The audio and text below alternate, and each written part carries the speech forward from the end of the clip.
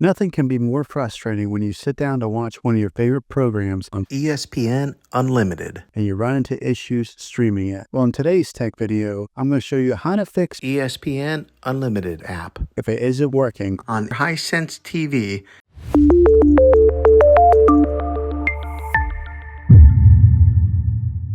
Let's see if we can fix your problems and get your ESPN Unlimited app. back up and running as quickly as possible. The first one, it's the easiest one to try, and that's to unplug your TV from the wall outlet and wait 60 seconds. Now, don't be impatient here.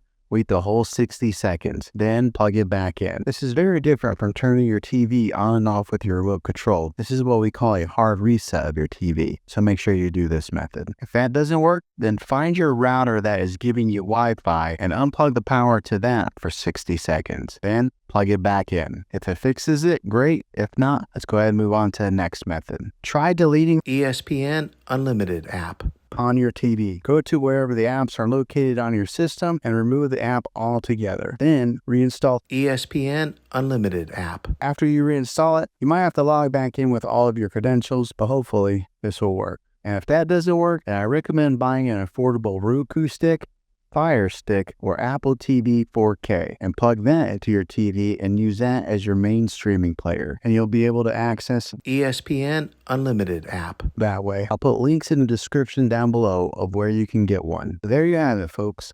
If this video was helpful, go ahead and click a thumbs up on it.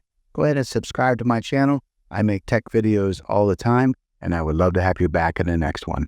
Take care.